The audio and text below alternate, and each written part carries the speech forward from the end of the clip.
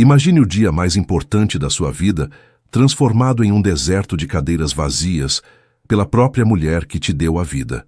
Esta não é apenas uma história sobre uma noiva abandonada no altar, mas sobre como os laços de sangue podem ser os mais cruéis e como o amor de quem não nos deve nada pode reconstruir um coração estilhaçado.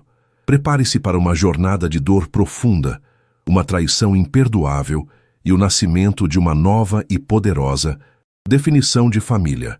Antes de começarmos essa história incrível, não se esqueça de curtir o vídeo, se inscrever no canal e contar pra gente nos comentários de onde você está ouvindo essa história.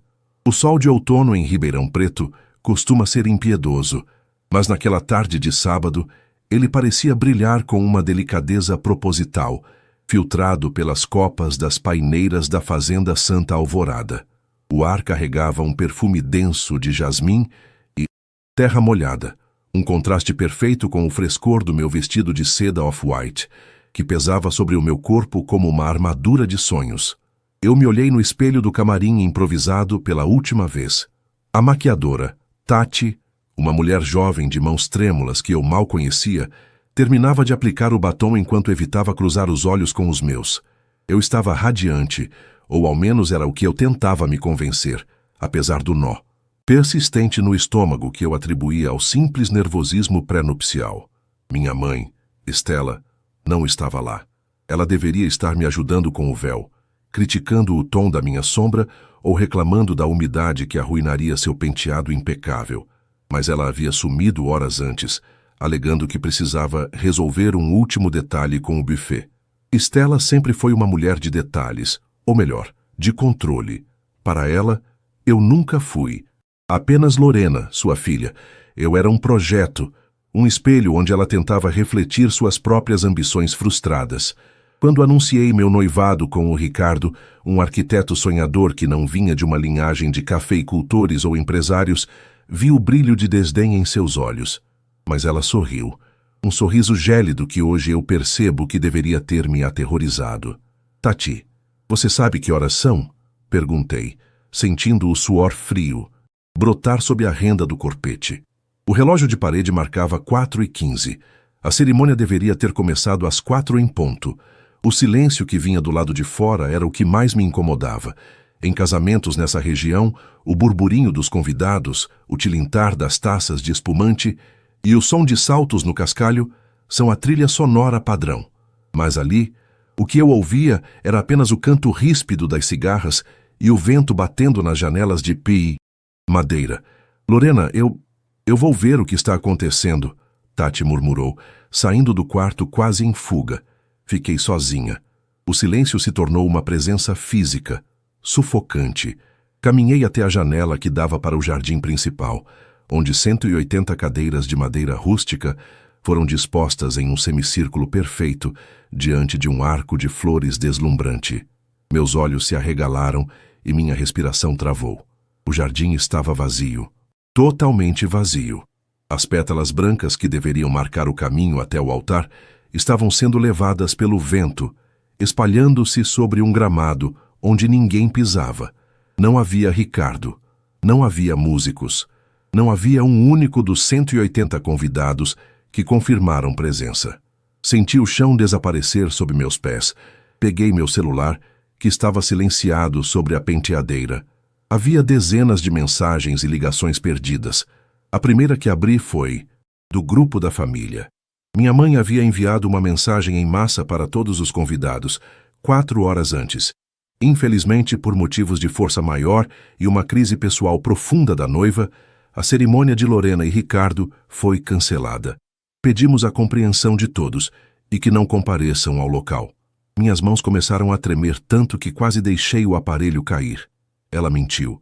Ela simplesmente apagou o meu dia. Eu tentei ligar para o Ricardo, mas o celular dele estava desligado. Provavelmente ela ou meu pai fizeram o mesmo com ele, ou algo pior. Foi então que a mensagem mais dolorosa brilhou na tela. Era do meu pai, Arnaldo, o homem que eu sempre achei que seria meu porto seguro, mas que sempre foi o executor das ordens de Estela. Volte para casa agora, Lorena. Nenhuma filha minha se casa sem minha permissão, e muito menos com alguém que não está à nossa. Altura. Já resolvemos tudo com os fornecedores. Não passe mais vergonha ficando nessa fazenda vazia. Estamos te esperando para jantar e esquecer esse erro. O erro. Para eles, o meu amor era um erro de cálculo. Senti uma lágrima quente escorrer, ameaçando estragar a maquiagem que Tati fizera com tanto zelo, mas eu a limpei com as costas da mão antes que ela chegasse ao queixo. O choque inicial, aquela paralisia gelada, começou a ser substituído por uma labareda de puro ódio. Eu não era um objeto de decoração na sala de jantar deles. Eu tinha 26 anos, era fisioterapeuta, trabalhava 10 horas por dia e tinha construído uma vida fora daquela bolha de arrogância. Eles achavam que eu voltaria de cabeça baixa? Eles achavam que o silêncio daquelas 180 cadeiras vazias seria a minha derrota final. Estela achava que, por ter o poder de ligar para a alta sociedade local e desmarcar um evento, ela era a dona do meu destino. Mas ela esqueceu de um detalhe fundamental. Durante anos, enquanto ela tomava chá com as madames do Rotary, eu estava nas periferias, nos centros comunitários, nas sedes de grupos que ela nem ousaria pronunciar o nome. Lembrei-me do meu cartão de contatos. Procurei o nome Bento. Bento era o líder de um motoclube e de um projeto social de entrega de marmitas para desabrigados, onde eu voluntariava todos os finais de semana nos últimos 3 anos. Eles eram minha família invisível, aquela que meu pai chamaria de gente de baixo calão. Respirei fundo, sentindo o cheiro do laquê e das flores mortas daquele casamento fantasma. Minha voz saiu firme quando ele atendeu no segundo toque. Bento, é a Lorena. Eu preciso de um favor.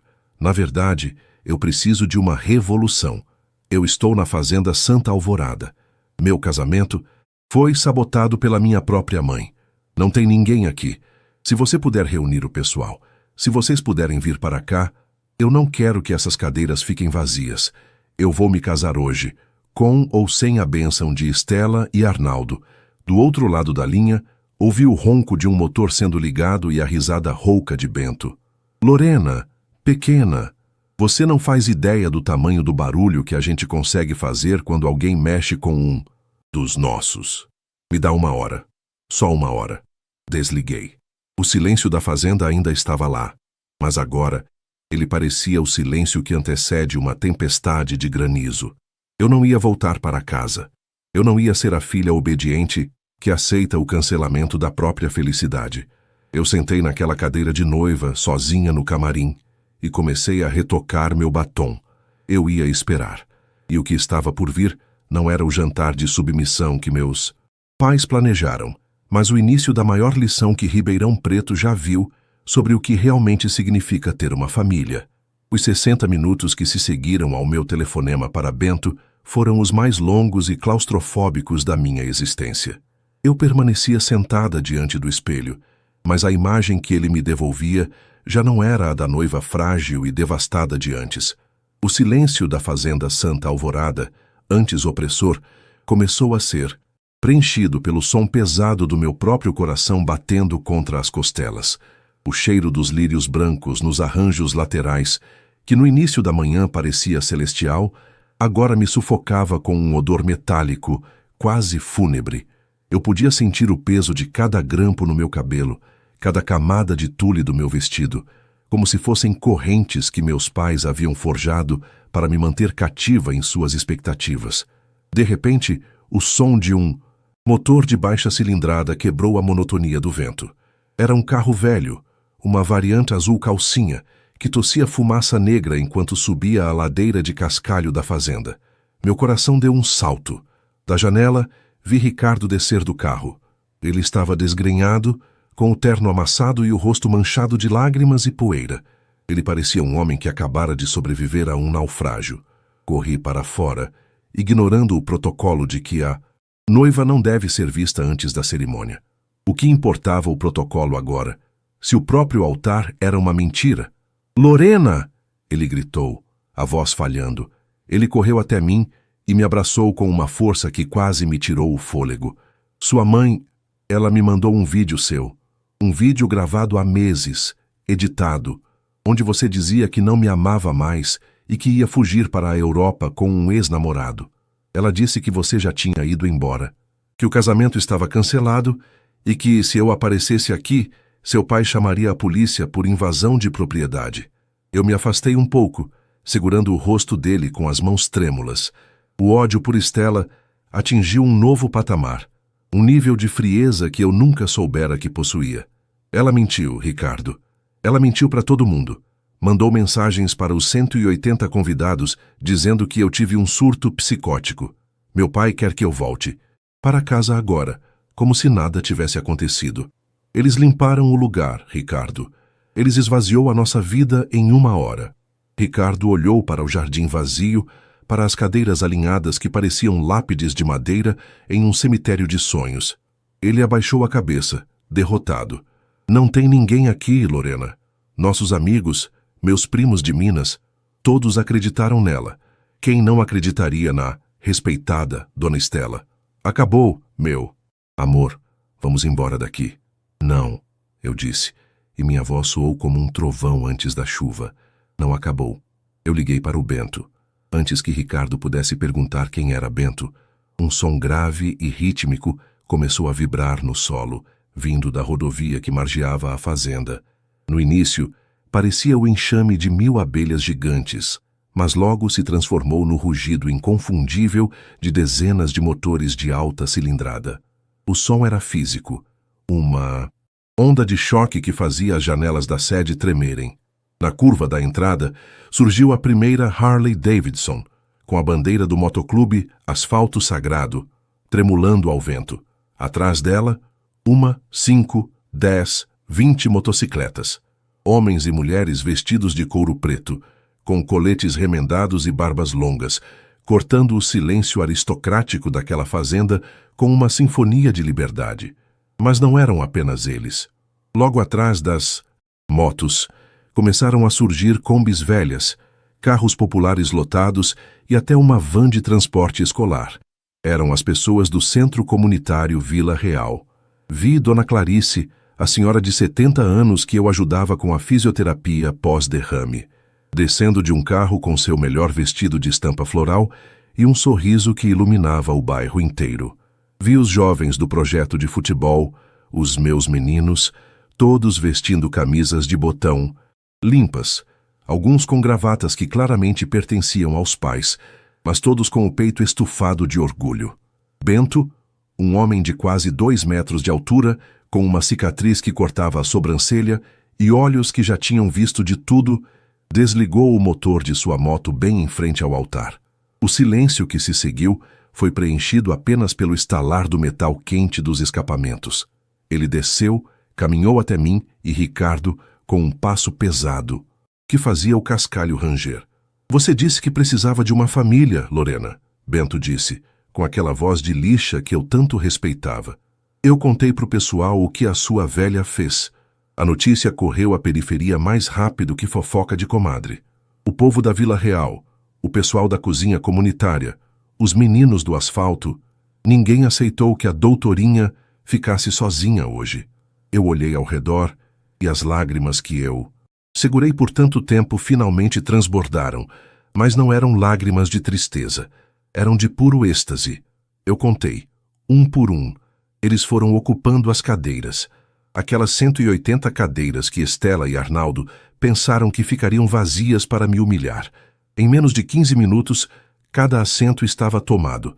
Onde antes haveria empresários de terno italiano e madames com joias de família, agora havia tatuagens, calos nas mãos, cheiro de asfalto e, acima de tudo, uma lealdade que o dinheiro de Arnaldo jamais poderia comprar. O gerente da fazenda, seu Valdir, um homem de meia-idade que sempre bajulou meus pais, saiu da sede aos gritos, visivelmente pálido. O que é isso? Quem são essas pessoas? Eu recebi ordens do Dr. Arnaldo para fechar os portões. Isso aqui é uma propriedade privada. Vocês não podem estar aqui. Bento deu um passo à frente, cruzando os braços, imensos sobre o colete de couro. Ele não disse uma palavra, apenas sustentou o olhar. Seu Valdir murchou instantaneamente, como um balão furado. O Dr. Arnaldo pagou pelo aluguel deste espaço por 24 horas.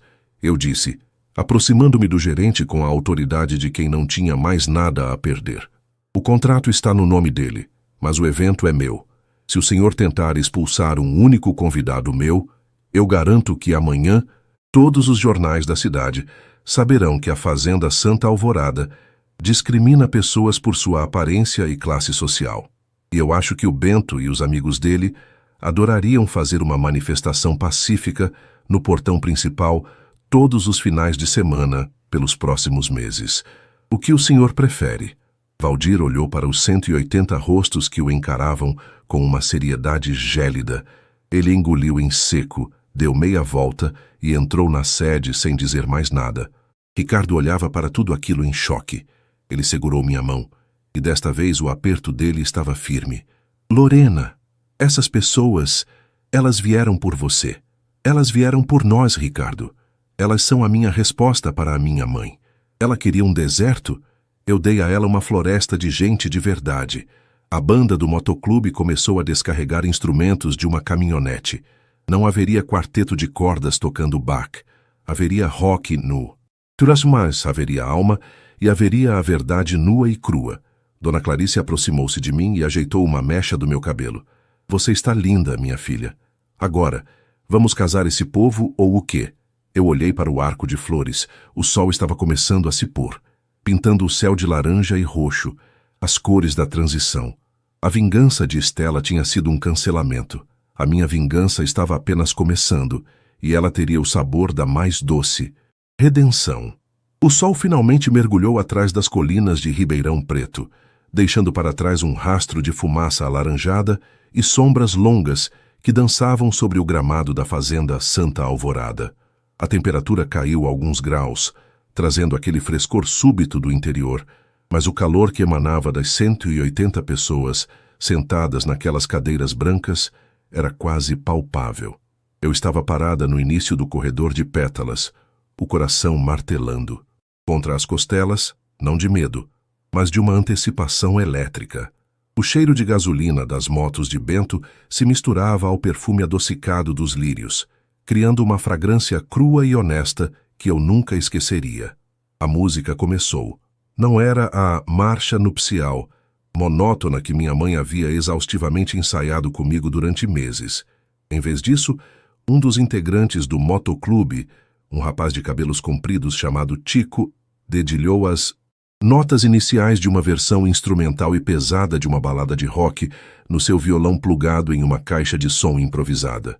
O som era profundo, vibrante e parecia ecoar nas profundezas do meu ser. Eu comecei a caminhar.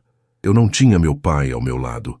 Não havia o braço firme de Arnaldo para me guiar, aquele braço que sempre pareceu um apoio, mas que hoje eu via como uma coleira de ouro.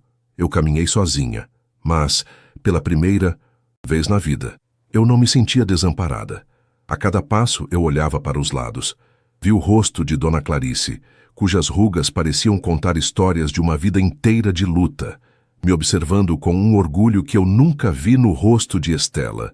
Vi os jovens do projeto social, com seus cabelos cortados na régua e seus melhores calçados, batendo palmas no ritmo da música. Eles eram o meu exército de anjos maltrapilhos. Ricardo me esperava. No altar, com os olhos vermelhos e um sorriso que parecia capaz de iluminar toda a fazenda. Ele não era o genro que meus pais queriam, o herdeiro de alguma fortuna de agronegócio. Ele era o homem que construía casas para quem não tinha onde morar. O homem que me amava sem condições. Quando cheguei ao seu lado, o silêncio se fez respeitoso. Não havia um juiz de paz oficial. Eles também haviam sido dispensados por Estela. Mas tínhamos Bento. Bento se posicionou entre nós, com seu colete de couro e as mãos pesadas cruzadas sobre o abdômen. Ele não leu passagens bíblicas decoradas. Ele olhou para nós e depois para a multidão. Eu não sou padre nem juiz. A voz dele ecoou, grave e firme. Mas eu entendo de lealdade. O que eu vejo aqui hoje não é um evento cancelado. É um nascimento. A Lorena escolheu a gente quando a própria carne a renegou. E a gente escolheu a Lorena porque família não é quem compartilha o sangue. É quem compartilha o peso do mundo. Se alguém aqui tiver algo contra essa união, eu sugiro que guarde para si, ou a conversa vai ser lá fora, no asfalto. Um riso coletivo e carinhoso percorreu os convidados. Foi nesse momento exato, enquanto Ricardo segurava minhas mãos e começava a dizer seus votos improvisados, que o som de pneus cantando no cascalho interrompeu a paz. Um SUV preto, de luxo, o carro do meu pai, subiu a Alameda em alta velocidade, parando bruscamente atrás da última fileira de cadeiras. As portas se abriram com estrondo. Estela e Arnaldo desceram como se estivessem entrando em um campo de batalha. Minha mãe estava vestida com um conjunto de seda azul marinho impecável, o rosto transformado em uma máscara de horror e fúria. Meu pai, ao lado dela, tinha a expressão de quem acabara de descobrir que sua propriedade fora invadida por bárbaros. "Lorena, que palhaçada é essa?" O grito de Estela cortou o ar como uma chicoteada. "O que essa gente está fazendo aqui? Quem são esses marginais?" A música parou. Os 180 convidados se viraram como um só corpo. O contraste era brutal. De um lado, a arrogância polida de dois representantes da elite local, do outro, a dignidade rústica de quem conhece o valor do suor. Eu senti um frio na espinha, mas não recuei. Dei um passo à frente, soltando a mão de Ricardo por um momento. "Eles são os meus convidados, mãe", eu disse, e minha voz saiu clara, sem tremer. "Os convidados que você tentou apagar com as suas mentiras. Você perdeu o juízo", meu pai interveio, aproximando-se com aquele dedo em riste que sempre me fazia calar a boca. "Nós cancelamos essa festa. Eu paguei por cada flor desse jardim, por cada gota de bebida que essa gentalha vai consumir. Saia daí agora e volte para o carro. Não vamos permitir que você arraste o nome da nossa família na lama desse jeito." Eu olhei para o meu pai, para o homem que me ensinou que o dinheiro era a única medida de valor de uma pessoa. "Você pagou pelo espaço, pai, mas você não é dono da minha vida. Você disse que nenhuma filha sua se casaria sem sua permissão. Pois bem, você tem razão. Hoje, eu não sou sua filha, sou apenas a Lorena. E a Lorena está se casando com o homem que ela escolheu, cercada pelas pessoas que a respeitam. Se você pagou por tudo isso, considere como o pagamento final pela minha ausência na sua vida de agora em diante." Estela tentou avançar, os olhos faiscando de ódio. "Você vai se arrepender disso, Lorena. Você não é nada sem nós. Amanhã, quando essa adrenalina passar e você se vir morando em um cubículo com esse arquiteto de 5ª categoria, você vai implorar para voltar. Olhe para essas pessoas. Você realmente acha que eles se importam com você?" Bento deu um passo à frente, bloqueando o caminho de Estela. Ele não foi agressivo, mas sua presença era como uma muralha. "Dona, com todo o respeito", ele disse, com uma calma assustadora, "a senhora deveria ir embora. O jantar da senhora deve estar esfriando, e aqui o cardápio é dignidade. Acho que a senhora não vai gostar do sabor." O silêncio que se seguiu foi absoluto. Meus pais olharam ao redor, vendo 180 pares de olhos que não sentiam medo, apenas desprezo. Eles perceberam, talvez pela primeira vez em décadas, que o dinheiro deles não tinha jurisdição ali. Eles eram os estranhos. Eles eram os indesejados. Arnaldo pegou no braço de Estela, que bufava de indignação. "Vamos, Estela, deixe-a." Ela fez a escolha dela. "Vamos ver quanto tempo essa farsa dura sem um centavo meu." Eles deram meia volta, entraram no carro e arrancaram, jogando poeira e cascalho sobre as primeiras fileiras. Quando o som do motor deles desapareceu na distância, um silêncio pesado caiu sobre o jardim. Por um segundo, achei que a festa estivesse arruinada, mas então, Dona Clarice começou a aplaudir, lenta, mas firmemente. Logo, o motoclube inteiro estava assobiando, e os gritos de "Viva os noivos" ecoaram até as vigas do casarão antigo. Eu me virei para Ricardo. Ele estava com lágrimas nos olhos. "Onde estávamos?" perguntei, sorrindo. "Estávamos na parte em que eu prometo te amar. Não importa o quanto sua mãe grite ou o quanto o mundo tente nos apagar." Ele respondeu, puxando-me para um beijo que selou não apenas um casamento, mas uma declaração de independência. A noite estava apenas começando.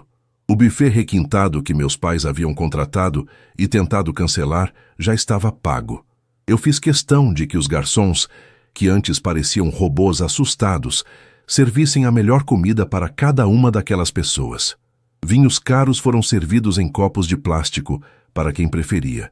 E a lagosta que Estela escolheu para impressionar suas amigas foi devorada com entusiasmo por crianças que nunca tinham visto nada igual. Mas a verdadeira vingança não era a comida ou o espaço. Era o fato de que, enquanto meus pais jantavam em silêncio na mansão deles, cercados por quadros caros e uma solidão gélida, eu estava no meio de um turbilhão de vida, risadas e abraços sinceros. Eu tinha perdido 2 pais, mas ganhei uma tribo. E o capítulo final dessa história, eu sabia, ainda reservava uma surpresa que nem Estela, com todo o seu controle, seria capaz de prever. A festa na Fazenda Santa Alvorada não terminou com fogos de artifício ou com o tradicional corte do bolo de 7 andares que minha mãe havia encomendado para ostentar. Ela terminou com um círculo humano, braços entrelaçados e o som de gargalhadas que pareciam curar as rachaduras nas paredes seculares daquele casarão. Eu me lembro vividamente do cheiro de café fresco que seu Valdir, o gerente antes arrogante e agora submisso, trouxe para os convidados na madrugada, como se tentasse se redimir por ter tentado nos expulsar. O contraste era quase poético. O mármore frio do salão principal sendo aquecido pelos pés descalços dos meninos da Vila Real, que dançavam como se não houvesse amanhã. Naquela noite eu não dormi. Fiquei sentada nos degraus da varanda, com a cabeça encostada no ombro de Ricardo, observando a última moto de Bento desaparecer na neblina da Didapa. Manhã. Eu sabia que, a partir dali, o silêncio da minha antiga casa seria o meu único vínculo com o passado. Os meses seguintes foram um teste de resistência e uma lição sobre a verdadeira abundância. Estela cumpriu sua promessa de não nos dar um centavo. Ela bloqueou meus cartões dependentes, tentou boicotar meus contratos em clínicas particulares de Ribeirão Preto e espalhou para toda a elite local que eu havia me tornado uma desequilibrada, que vivia entre marginais. Durante semanas, o telefone não tocou para ofertas de trabalho.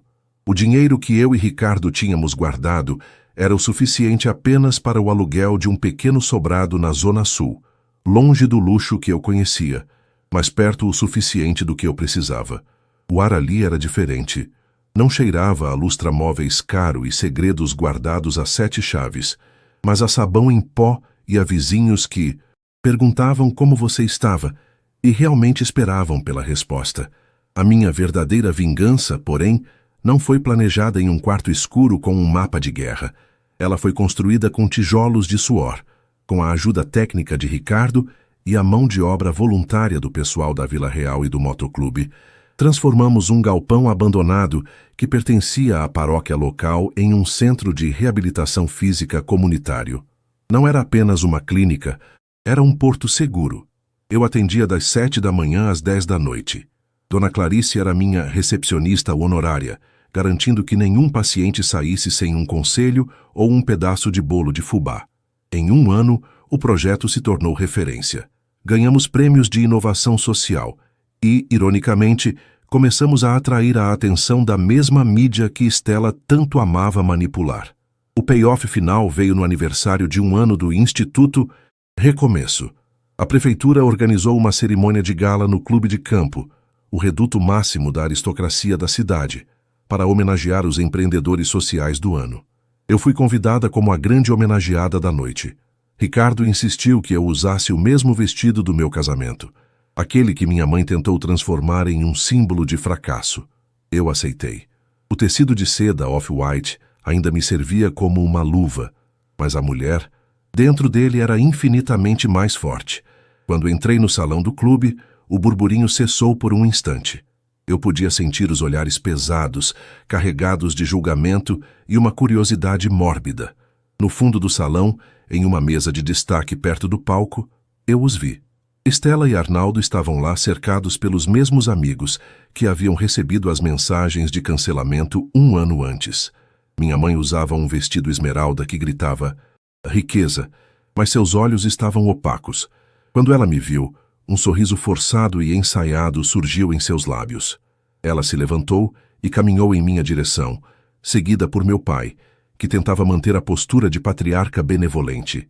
Lorena, querida, Estela disse, em um tom alto o suficiente para que as mesas vizinhas ouvissem. Que orgulho ver você aqui. Nós sempre soubemos que aquela fase rebelde no ano passado seria apenas um degrau para o seu sucesso.